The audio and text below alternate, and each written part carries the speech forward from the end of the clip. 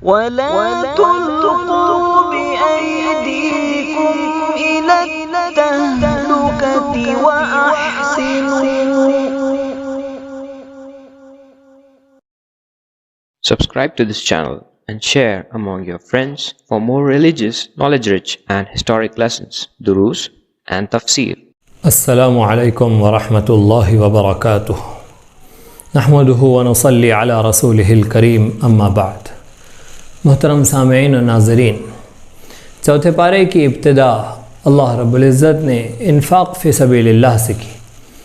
جیسا کہ سورۃ آل عمران میں اللہ کے راستے میں اللہ کے بندوں پر خرچ کرنا، ان کی ضرورتوں میں، ان کی دکھ درد میں، ان کی غم و خوشی میں ان کے ساتھ شریک ہونا، انسانیت کا وہ تصور جو مذہب اسلام نے پیش کیا، وہ مال جو انسان کو عزیز ہوتا ہے، اس مال کو انسانوں پر خرچ کرنا، ان کی غمی و خوشی میں ان کا ساتھ دینا. خصوصاً چوتھے پارے کی ابتدا میں اللہ رب العزت نے فرمایا کہ تم نیکی کے کمال کو، کامل درجے کو اس وقت تک نہیں پہنچ سکتے جب تک کہ اللہ کی راہ میں اپنی محبوب ترین چیز خرچ نہ کر دو. لن تنالوا البر حتى تنفقوا مما تحبون. رسول پاک صلی اللہ علیہ وسلم اور آپ کے سچے عاشقوں نے نیکی کے کمال کو حاصل کرنے کے لیے اس آیت مبارکہ پر عمل کر کے دکھایا.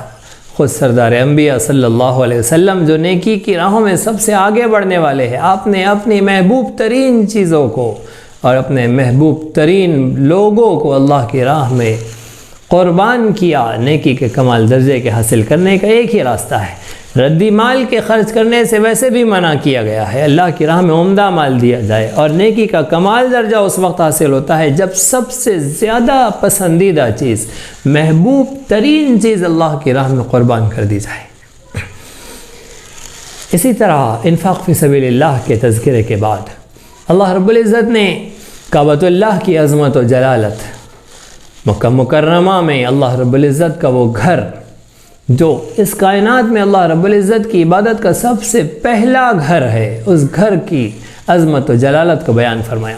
تحویل قبلہ کے بعد مشرکین مکہ اور منافقین جس انداز سے پروپیگنڈا کر ہی رہے تھے، لیکن سب سے زیادہ یہودیوں نے اس سلسلے میں ہنگامہ کیا اور انہوں نے کہا کہ کعبہ جسے آج انہوں نے قبلہ بنا لیا ہے، اس سے معزز بیت المقدس ہے. اللہ رب العزت نے بیان فرمایا کہ سب سے زیادہ معزز اور محترم گھر اللہ کی عبادت کے لیے زمین پر بنا سب سے پہلا گھر کعبۃ اللہ ہے، اور اس کی عظمت کی وجوہات بیان فرمائی. فیہ آیات بینات، اس کے اندر اللہ رب العزت کی واضح نشانیاں ہیں. مقام ابراہیم ہے، حتیم ہے، زمزم ہے. وہ ایسا شہر ہے، وہ ایسا گھر ہے جس میں جو شخص داخل ہو جائے وہ امن والا ہو جاتا ہے، سلامتی والا ہو جاتا ہے. ان وجوہات کی بنا پر کعبۃ اللہ کی عظمت و جلالت کو بیان فرمایا کہ کعبہ سب سے بلند اور عظمت والا ہے. بیت المقدس میں مقام ابراہیم نہیں ہے، بیت المقدس میں زمزم نہیں ہے، بیت المقدس میں حتیم نہیں ہے. حتیم وہ حصہ جو کعبۃ اللہ ہی میں تھا، کعبے کا حصہ تھا، لیکن وہ اللہ رب العزت کی رحمت و مہربانی سے غریب غربا اور عوام کو کعبۃ اللہ کے اندر اللہ کے لیے نماز پڑھنے، عبادت کرنے کی فضیلت عطا کرنے کے لیے کعبے کے باہر ہی رکھ دیا گیا. اللہ رب العزت کی حکمت غیبی نے یہ معاملہ فرمایا کہ حتیم کا وہ حصہ جو کعبۃ اللہ کے ایک طرف دیوار سے گھرا ہوا ہے، ادھر سے جانے کا ادھر سے واپسی کا راستہ بنا ہوا ہے، اس مقام کو حتیم کہتے ہیں. وہ کعبۃ اللہ ہی کا حصہ تھا. یہ چیزیں کہیں اور نہیں ہے روئے زمین پر، یہ صرف کعبۃ اللہ ہی کو یہ شرف حاصل ہے، مسجد حرام کو یہ شرف حاصل ہے. لہذا مسجد حرام، کعبۃ اللہ، یہ کائنات کی سب سے عظیم ترین عمارت ہے، اتنی بڑی کہ جس کی طرف سفر کا اللہ نے حکم دیا. آگے چل کر حج بیت اللہ کی فرضیت کا حکم آیا. وَلِلَّهِ عَلَى النَّاسِ حِجُّ الْبَيْتِ مَنِ اسْتَطَاعَ إِلَيْهِ سَبِيلًا. اللہ کے لیے اور اللہ کے لیے علی الناس، لوگوں پر، حج البیت، بیت اللہ کا حج فرض ہے. من استطاع الیہ سبیلا، اس شخص کے لیے جس کے پاس استطاعت ہو. اللہ رب العزت نے آیت کا جو بیان کا انداز ہے اس میں پہلے للہ بیان کیا. حج لوگوں پر فرض ہے لیکن اس سے پہلے فرض ہے کہ حج اللہ کے لیے ہو. حج سے پہلے حج کا فریضہ یہ ہے کہ فرض حج اللہ کے لیے ادا کیا جائے. ریاکاری، نام و نمود، دکھلاوا، شہرت اگر مقصد ہو وہ حج کی روح نہیں ہے. حج کی روح یہ ہے کہ اللہ کے لیے حج کیا جائے. وَلِلَّهِ عَلَى النَّاسِ حِجُّ الْبَيْتِ من استطاع، استطاعت جس کی ہو. استطاعت میں کیا کیا چیزیں حاصل ہے، شامل ہے، علماء سے معلوم کرنا چاہیے. حج کی استطاعت کے لیے راستہ پرامن ہو، انسان کے پاس اتنا مال ہو کہ وہ اپنے گھر سے کعبۃ اللہ جائے، درمیان میں زیادہ راہ ہو، وہاں رہنے کے ایام میں اس کے پاس ضروریات کا سامان ہو، اور اگر مرد ہے تو گھر واپس آنے تک اس کے اہل و عیال اور گھر والوں کے لیے فاقے کی نوبت نہ آئے، ان کی ضرورت کا سامان کر کے جائے. اور اگر عورت ہو تو پھر اس کے پاس اس کے ساتھ میں محرم بھی ہو، راستہ پرامن ہو. یہ ساری وجوہات ہیں جس پر حج فرض ہوتا ہے. زندگی میں ایک مرتبہ حج کی فرضیت ہو جانے کے بعد، استطاعت حاصل ہو جانے کے بعد اگر کوئی شخص بلا وجہ تاخیر کرے گا، اللہ رب العزت کی ناراضی کا، غیظ و غضب کا مستحق ہوگا. موجودہ زمانے میں حج کے فریضے سے غفلت کا ایک عام رواج ہے. ضرورت اس بات کی ہے کہ حج کی فرضیت کی نزاکت کو سمجھا جائے. بیٹے پر حج فرض ہوا ہے، باپ کو حج کرا رہا ہے. باپ پر حج فرض ہی نہیں ہے، اس کا نفل حج ادا کروا کر خود فرض حج سے محروم ہو کر اللہ رب العزت کے غضب کا مستحق ہو رہا ہے. جس کی استطاعت ہوئی اس پر حج فرض ہے. لہٰذا حج کی فرضیت کے اہمیت کو سمجھا جائے. اس کے بعد اللہ رب العزت نے تقوی کی راہ اختیار کرنے کا مومنین کو حکم دیا کہ اللہ رب العزت سے ڈرو جیسا کہ اس سے ڈرنے کا حق ہے، اور اللہ کی رسی کو مضبوطی سے تھام لو. آپس میں افتراق، انتشار، خلفشار مت کرو. ایک ہو جاؤ، نیک ہو جاؤ، اللہ کی رسی پر متحد اور مجتمع ہو جاؤ. تفرقوں میں، فرقوں میں، ٹولوں اور گروہوں میں مت بڑھ جاؤ. اللہ کی رسی بیان کیا ہے اللہ نے، وَاعْتَصِمُوا بِحَبْلِ اللَّهِ. اللہ چاہتے ہیں اللہ کے دین کو مضبوطی سے تھام لو کہتے. اللہ چاہتے ہیں اللہ کی کتاب کو مضبوطی سے تھام لو کہتے. اللہ کی رسی کہا ہے. رسی کہنے کی کیا حکمت ہے؟ مفسرین نے بیان فرمایا کہ رسی جیسے مختلف دھاگوں سے مل کر بنتی ہے، ایسے ہی اللہ کی رسی دین اسلام اپنے تمام احکامات سے مل کر بنتا ہے. جیسے رسی کا ایک ایک تنکا اگر الگ کر دیا جائے تو وہ بے حیثیت ہو جاتا ہے اور کمزور ترین ہو جاتا ہے، نہ خود اپنے وجود میں اسے قرار ہوتا ہے، نہ کسی کو جوڑنے کا، کسی کی مضبوطی کا سبب بنتا ہے. ایسے ہی دین کے الگ الگ مختلف منتشر احکامات کو لے کر، اسی کو لے کر ہنگامہ کرنا اور اسی کو لے کے آگے بڑھنا، اور ایک ایک حکم پر جس سے ہم جڑ گئے ہیں، جس سے ہمارا دل مل گیا ہے، بس اسی کے اوپر سب کو متحد و مجتمع کرنا. ایسے ہی ہے جیسے ایک دھاگے پر جمع کرنا، اور تمام احکامات کو ملا کر دین اسلام کی جو شکل بنتی ہے وہ رسی کی شکل ہوتی ہے. اس پر جمع ہونا، متحد ہو جانا، مضبوط ہو جانا خود بھی اپنی مضبوطی کا سبب ہے، اور دین اسلام کے پوری امت مسلمہ کو مجتمع کرنے کا سبب ہوگا. لہذا حبل اللہ، اللہ کی رسی کہنے کی حکمت کو سمجھا جائے، اور دین اسلام کے تمام احکامات کو، تمام فرائض کو وہ مرتبہ دیا جائے، تمام واجبات کو اس کا مقام دیا جائے، تمام سنتوں، مستحبات، مباحات کو اس کا مقام دیا جائے. کسی عمل کی عظمت و شان کو اس کی حیثیت سے گرا دینا یا کسی عمل کو اپنی حیثیت سے اونچا کر دینا، یہ اسلام کے نظام اعتدال کے مخالف ہے. لہٰذا اللہ کی رسی کی حکمت کو سمجھا جائے. اسی طرح سے اس کے بعد اللہ رب العزت نے مومن مسلمانوں کے منصب کو اور ان کے مقام و مرتبے کو بیان فرمایا. کنتم خیر امت اخرجت للناس، تم بہترین امت ہو، لوگوں کے بھلائی کے لیے نکالی گئی ہو. تامرون بالمعروف وتنہون عن المنکر وتؤمنون باللہ. وجہ کیا ہے؟ تم لوگوں کا بھلا چاہتے ہو، نیکی کا حکم کرتے ہو، برائی سے روکتے ہو، اور اللہ کے سارے احکامات پر ایمان لے آتے ہو، اللہ کے سب حکموں کو مانتے ہو. یہود و نصارہ کی طرح نہیں کہ بعض کو لے لیا اور بعض کو چھوڑ دیا، بلکہ پورے ایمان رکھنے والے ہو. اس وجہ سے تمہیں خیر امت کہا گیا.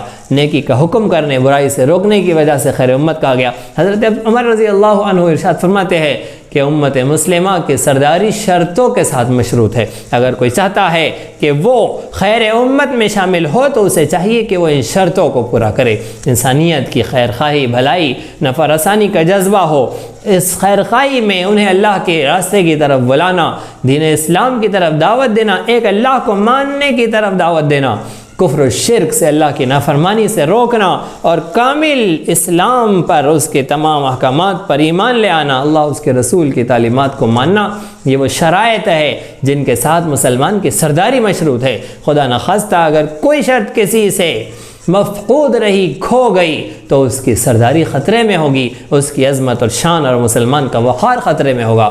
لہٰذا ان شرائط کو پورا کرے اور خیر امت میں شامل ہو جائے۔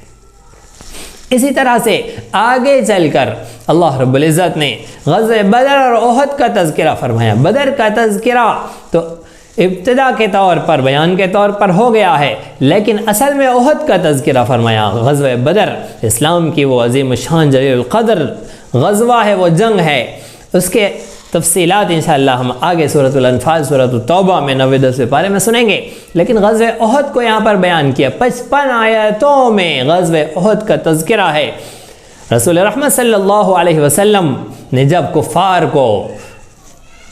مکہ کو بدر میں شکست فاش دی، 70 بڑے بڑے جاباز ان کے قتل ہوئے، اللہ کے رسول صلی اللہ علیہ وسلم سے، مسلمانوں سے اس جنگ کا بدلہ لینے کے لیے کفار مکہ نے تیاری کی، اور رسول رحمت صلی اللہ علیہ وسلم پر 3 ہجری شوال کے مہینے میں مدینہ منورہ پر کفار مکہ نے چڑھائی کر دی۔ 7000 کا لشکر ہے، 3000 کا لشکر ہے، مسلمان 700 ہے۔ 3000 کا لشکر ہے، مسلمان 700 ہے، اور پورے لاؤ لشکر، پورے اسلحے سامان کے سے لیس ہو کر کفار مکہ نے جب چڑھائی کی ہے، رسول رحمت صلی اللہ علیہ وسلم میدان احد میں پہنچے۔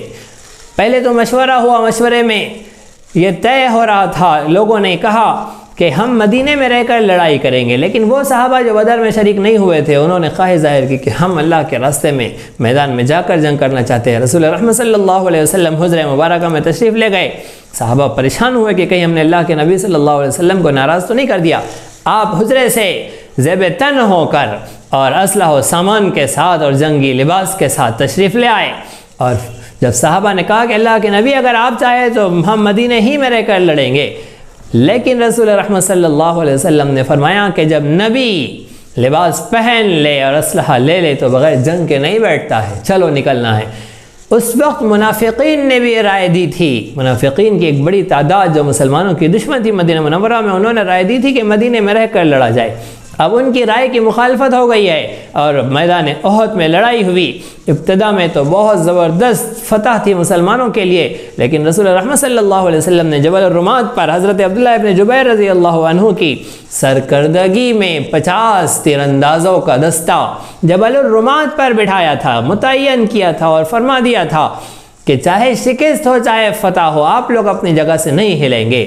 آپ نے یہاں تک فرمایا تھا کہ اگر مسلمانوں کو شکست ہو جائے اور تم دیکھ رہے ہو کہ پرندے ہمارے گوشت نوچ رہے ہیں، ہماری کھال نوچ رہے ہیں، تب بھی تم اپنی جگہ سے نہیں ہٹوں گے۔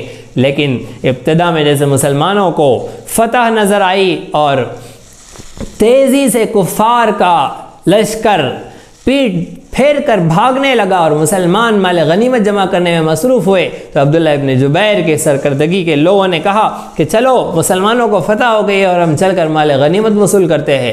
سردار نے کہا کہ دیکھو رسول پاک صلی اللہ علیہ وسلم کا حکم ہے نہیں جانا ہے، لیکن لوگ چلے گئے اور 10 لوگ ہی رہ گئے۔ اس معمولی سی غلطی کی بنا پر اللہ رب العزت نے اس کھلی فتح کو ایک عارضی شکست کے اندر تبدیل کر دیا۔ ادھر سے ابھی خالد ابن ولید جو مسلمان نہیں ہوئے تھے، انہوں نے جیسے ہی دیکھا کہ ادھر سے آنے کا راستہ کھل گیا ہے، ان 10 صحابہ کو رونتے ہوئے خالد ابن ولید نے پیچھے سے حملہ کر دیا۔ مسلمانوں کو اندازہ نہیں تھا، سامنے سے کفار تو بھاگ رہے تھے، لیکن پیچھے سے جیسے ہی خالد ابن ولید کا حملہ ہوا، ادھر بھاگنے والوں کو معلوم پڑا تو وہ بھی لوٹے اور مسلمان 2 فوجوں کے درمیان پھنس گئے، اور پھر اتنے انتشار کا شکار ہوئے کہ صحابہ کرام رضی اللہ عنہ اجمعین جلیل القدر صحابہ 70 صحابہ شہید ہو گئے، حضرت سید الشہداء حضرت حمزہ رضی اللہ عنہ شہید ہو گئے، رسول رحمت صلی اللہ علیہ وسلم کے دندان مبارک شہید ہو گئے، حضرت ابو دجانہ رضی اللہ عنہ کے اوپر حملے ہوئے۔ غرض یہ کہ غزوہ احد کی وہ کھلی فتح ایک شکست کے اندر تبدیل ہوئی، پھر مسلمانوں نے ہمت دکھائی۔ رسول رحمت صلی اللہ علیہ وسلم کے صحابہ حضرت انس بن النضر رضی اللہ عنہ کے عاشقانہ منظر کو دیکھیے، انہوں نے کہا کہ دیکھو مجھے احد پہاڑ کی طرف سے جنت کی خوشبو آ رہی ہے، موتوا علی ما مات علیہ محمد الرسول اللہ، رسول پاک صلی اللہ علیہ وسلم کی موت کی خبر عام کر دی گئی تھی۔ حضرت انس سے برداشت نہیں ہوا، انہوں نے کہا کہ جب رسول پاک دنیا میں نہیں رہے تو اب ان آنکھوں کو کون سا منظر دیکھنے کی خواہش رہ گئی ہے؟ احد پہاڑ سے مجھے جنت کی خوشبو آ رہی ہے، جس راہ پر محمد مصطفیٰ نے جان دے دی تم بھی اس پر جان دے دو۔ یہ کہہ کر حضرت انس بن النضر میدان میں گھس گئے۔ اس طرح صحابہ نے، ان زخمی صحابہ نے جب وہ منظر دکھایا اور کفار ایک ادھوری فتح کے ساتھ واپس ہو گئے، کفار کے سردار ابو سفیان جو ابھی صاحب مسلمان نہیں ہوئے تھے، انہوں نے وہ واپسی کا حکم دے دیا اور مسلمانوں کو زخمی حالت میں دیکھ کر ایک ادھوری فتح کے ساتھ کفار واپس چلے گئے۔ لیکن جیسے ہی مقام روحہ پر پہنچے تو اچانک یاد آیا کہ ارے وہ تو ایسا موقع تھا کہ ہم سارے مسلمانوں کو قتل کر دیتے اور مدینے پر چڑھائی کر دیتے، لیکن میں نے یہ کیا غلطی کر دی؟ وہ تو اللہ رب العزت کی طرف سے ان پر رعب طاری ہو گیا تھا، اس لیے وہ بھاگ گئے، ورنہ تو وہ اگر باقی رہتے تو مسلمانوں کو اور سخت نقصان پہنچا سکتے تھے۔ مقام روحہ سے واپسی کا ارادہ کیا ابو سفیان نے۔ رسول پاک صلی اللہ علیہ وسلم کو جیسے ہی خبر ملی، آپ نے فرمایا کہ ابھی ہم لوگوں کو نکلنا ہے۔ دوسرا دن نکل گیا تھا، آپ نے فرمایا کہ کل جنہوں نے جنگ میں حصہ لیا تھا زخمی حالتوں میں انہیں پھر نکلنا ہے کفار کے لشکر کا تعاقب کرتے ہوئے۔ ابھی 70 شہداء کو دفن کیا ہے۔ کس دل گردے کے ساتھ اپنے شہیدوں کو صحابہ نے دفن کیا، لیکن رسول رحمت صلی اللہ علیہ وسلم کی کے حکم پر پھر اٹھ کھڑے ہوئے اور مقام حمراء الاسد تک پہنچ کر وہاں پر پڑاؤ ڈالا۔ جیسے ہی مشرکین کو خبر ملی ان پر رعب طاری ہوا اور وہ بھاگ گئے۔ رسول رحمت صلی اللہ علیہ وسلم نے مقام حمراء الاسد پر پڑاؤ ڈالا اور پھر آپ وہاں سے واپس ہوئے۔ اس غزوے کو غزوہ حمراء الاسد قرار دیا گیا۔ غرض یہ کہ جب منافقین نے اس پر اعتراضات کیے اور کہا کہ ہماری بات نہیں مانی تھی نا، اس لیے ایسا ہوا ہے، اگر ہماری مان لیتے تو کامیاب ہو جاتے اور بچ جاتے، ایسے نقصانات نہیں ہوتے، اور کہا کہ اگر مسلمان حق پر ہوتے تو مسلمانوں کو فتح حاصل ہوتی، ایسے شکست نہیں ہوتی۔ غرض یہ کہ اللہ رب العزت نے منافقین کو تنبیہ کی، ڈانٹ پھٹکار کی، اور صحابہ کرام رضی اللہ عنہ اجمعین کے لیے شہادت کا منصب اور اللہ کے رسول صلی اللہ علیہ وسلم کی اطاعت و اتباع میں جمے رہنے پر ان کے لیے کامیابی، شکست کے بعد کامیابی۔ اور وہ لوگ جنہوں نے رسول رحمت صلی اللہ علیہ وسلم کے حکم کی منشا کو نہ سمجھ کر پہاڑی کو چھوڑ دیا تھا، ان لوگوں کے لیے تنبیہ اور سبق اور ان کے لیے مغفرت اور معافی کا اعلان فرمایا۔ غرض یہ کہ اس انداز سے غزوہ احد کا تذکرہ ہوا اور سورۃ آل عمران کے اختتام پر اللہ رب العزت نے کامیابی کا نسخہ بیان کیا۔ یا ایھا الذین آمنوا اصبروا وصابروا ورابطوا واتقوا اللہ لعلکم تفلحون۔ اگر کامیاب ہونا چاہتے ہو تو اے ایمان والو صبر کرو، اللہ رب العزت کے احکامات پر جم جاؤ، اسلام پر مضبوطی کے ساتھ قائم رہو، مصیبتوں پر صبر کرو، وصابروا جب دشمن سے مقابلہ ہو جائے تو ڈٹ جاؤ، ورابطوا اسلامی سرحدوں کی حفاظت کرو، دشمن کے مقابلے کے لیے ہمیشہ تیار رہو، واتقوا اللہ اور اللہ سے ڈرو۔ یہ 4 کام کرو، اللہ رب العزت تمہیں کامیابی عطا فرما دے گا۔ سورۃ آل عمران مکمل ہوئی، سورۃ النساء کا تذکرہ چل رہا ہے۔ نساء کا معنی ہے عورتیں۔ اللہ رب العزت نے عورت کو وہ مقام، وہ منصب، وہ فضیلت عطا فرمائی کہ عورت کے نام سے قرآن میں ایک سورت رکھ دی۔ سورۃ الرجال کہیں نہیں ہے۔ موجودہ زمانے میں مغرب کا ڈھنڈورا اور ہنگامہ کہ اسلام عورتوں کے حقوق کی رعایت نہیں کرتا، عورت کے حق کی اور عورت کی عظمت کی، اسلام میں اس سے بڑی کیا دلیل ہے کہ قرآن میں ایک سورت عورتوں کے نام سے رکھی گئی، سورۃ النساء۔ اللہ رب العزت نے اس سورت کے اندر عورتوں کے متعلق بہت سارے مسائل بیان فرمائے، اس لیے اسے سورۃ النساء کہا جاتا ہے۔ اس میں نکاح سے متعلق احکامات بیان فرمائے ہیں، یتیموں، مسکینوں، محتاجوں کے سلسلے میں احکامات بیان فرمائے، تعدد ازدواج، ایک سے زائد نکاح کے بارے میں مسئلہ بیان فرمایا ہے۔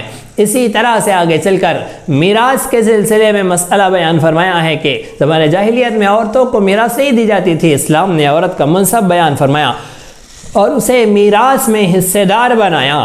اسی طرح سے آگے چل کر نامحرموں کی فہرست بیان فرمائی، نامحرموں کی فہرست بیان فرمائی گئی کہ نامحرم لوگ کون کون ہیں، رشتہ شادی کرنا کن کن سے حرام ہیں۔ 3 طرح کی حرمتیں ہیں، ایک حرمت نسب ہے، ایک حرمت رضاعت ہے، ایک حرمت مصاہرت ہے۔ نسب کی وجہ سے خاندانی رشتہ ایسا ہے جس کی وجہ سے شادی نہیں ہو سکتی ہے، ایک وہ لوگ ہیں دودھ پیا ہے کسی عورت کا، کسی ماں کا، کسی بچے نے، اب اس وجہ سے جو لوگوں سے شادی حرام ہو گئی ہے، ایک وہ سلسلہ ہے، اور ایک مصاہرت ہے، کہیں پر شادی ہو گئی ہے، اب اس شادی ہو جانے کی وجہ سے، اس رشتے کی وجہ سے جن لوگوں سے شادی نہیں ہو سکتی ہے۔